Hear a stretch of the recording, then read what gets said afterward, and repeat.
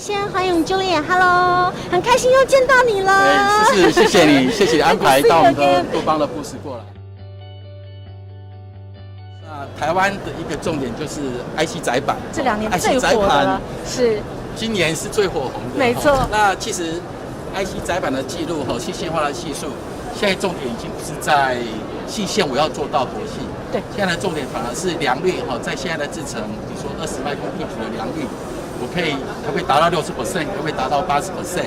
那也针对这些就是 IC 上处的一些技术不管是像 Dissimier 化铜，在处理更先进的材料我们有一些搭配跟组合。那在干墨的部分除了细线路以外，我们良率如果协助客户的制程可以更高。是。那另外一个就是现在在电镀上面它的良率的影响就是均匀性不够好。是。那在均匀性的部分，我们有一个旧的产品跟新的产品，可以看到它的均匀性可以大幅提升蛮多。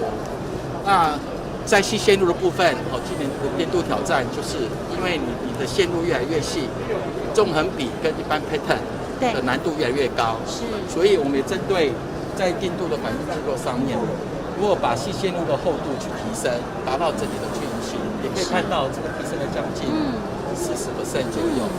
这是一个内载板技术。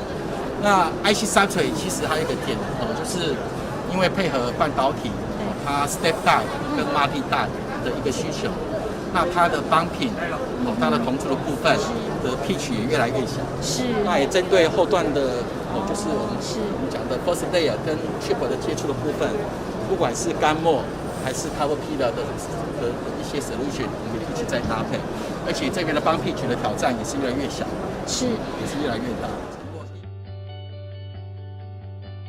第一个是在材料的开发，是。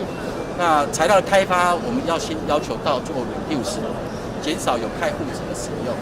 比如说材料在开发，你可能含甲醛、含羟基酚，或者是含噻钠、含 EDTA， 基本上都要被禁止使用。那第二个就是我们讲的 recycle 或 reduce， 那就是说我们的产品在线上，比如说以干墨来讲，干墨的影像转移制成显影去墨会造成很多的泡沫。那我们就要想办法使用一些材料的技术，让这些显影跟泡沫减少，可以减废。是。那再来就是效率上在一些不管是电镀的效率上，还是良率的提升，我们的目标是至少15%。是。就是说你的 productivity， 你的电流密度可以提升，那你的均匀性也可以改善。那最后对我们的客户来讲，它的良率当然大大的提高。对，不然就第二个主流就是 recycle。是。就是说我们在制程中也想办法协助客户做recycle 一些制程的改善。那最后一点就是可能我们希望做到 reuse， 我们还没有做到。是。reuse 就是说未来的活化，对一些金属比如说像铜、钯，我再回收以后，我可以到线上直接去使用。那我们跟客户有在开发这一块，所以就真的是做到 reduce、recycle， 最后还要 reuse，这是我们还在继续。